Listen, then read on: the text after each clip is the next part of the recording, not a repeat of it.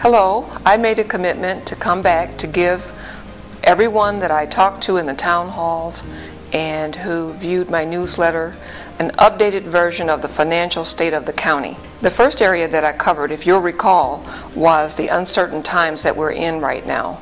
Right now, the state budget has a $1.8 billion deficit. And I talked to you about having a new governor, a new legislature, and therefore probably new legislation that will impact our county. Also, this is an evolving economy. I talked about some of the signs that we've had recently have been good, but some have been not so good. So we're in more or less very uncertain times right now. And then, of course, when the economy is in a downward spiral, we tend to have more need in our community.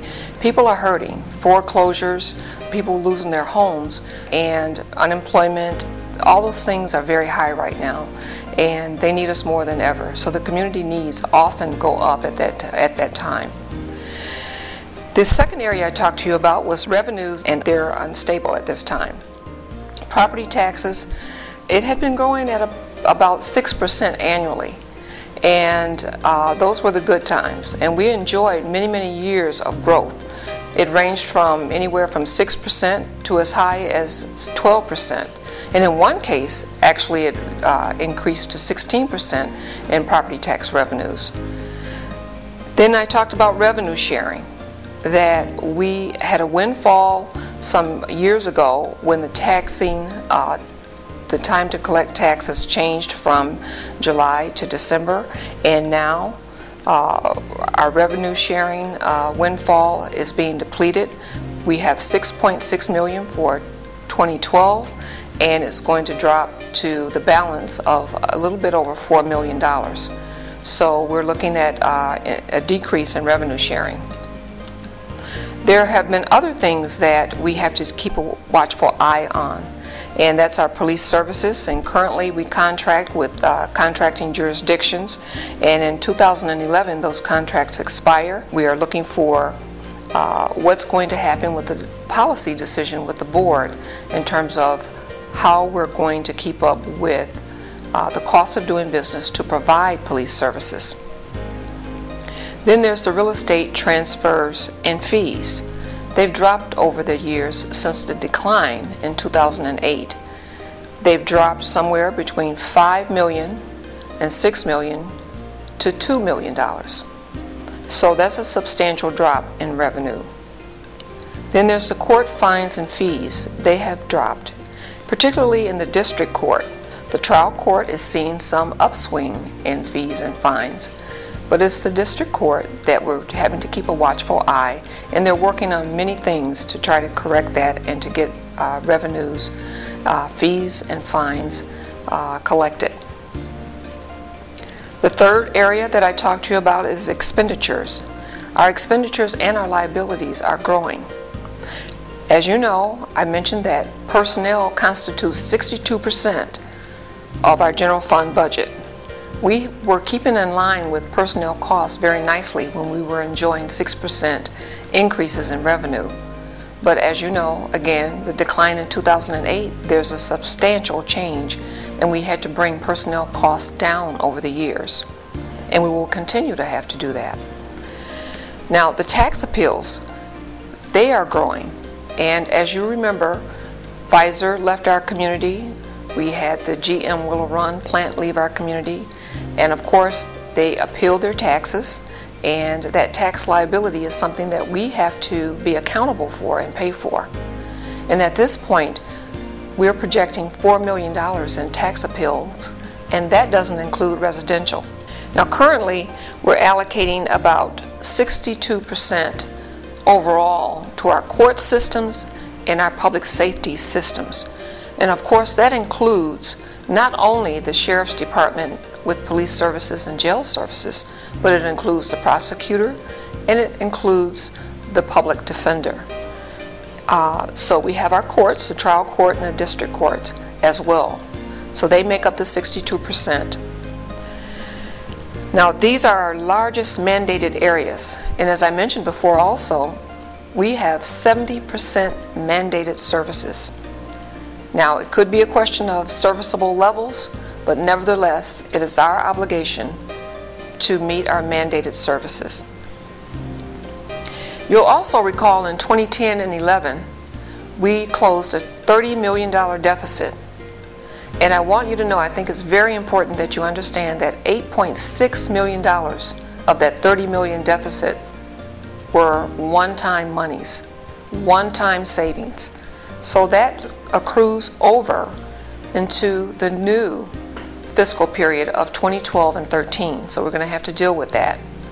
And what was really compelling to me is that were we successful in making that $8.6 million structural, we would only have a $1 million deficit for 2012. That's pretty compelling. So the point there is we'll need to work very, very hard to close out our deficit projected for 2012 and 13, and I'll get to that in a second. We got really good news April 20th.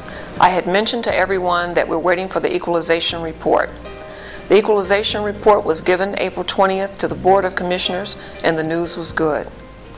We had, instead of an 8.5% decline, we had a 2.77% decline in county property tax revenues. So that good news brought us $3.6 million additional dollars that we had not anticipated. So what does that mean? So what that means is that we can bring the deficit down from the prior preliminary financial state of the county from 20 plus million to now 17 plus million. So that's very good news. How will we apply that? Well, I recommended to the board, and with their acceptance, we're going to utilize $2 million of that to offset what we would have needed to find in revenues. And if you recall the puzzle, there are 4 puzzle pieces. $2 million of it is revenue that we need to find. Well, we found it. 2 of the other largest areas of the puzzle that we needed to find reductions in, as you'll recall, were the employee compensation and benefits and departmental reductions. Those 2 areas had an $8.5 million reduction goal in the preliminary report, and now we will reduce that to $8 million for employee compensation and benefits and $8 million to departmental reductions. We will retain the $1 million goal to reduce outside agencies. So this is good news, but we still have a big job ahead of us.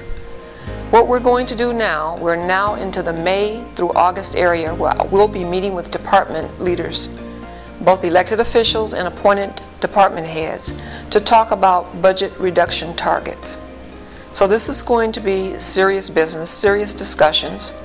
We're also asking for our union labor leaders to work with us in expedited negotiations. So this hopefully will begin the month of May, and all of that is aimed at making sure that we have some predictability about our financial future.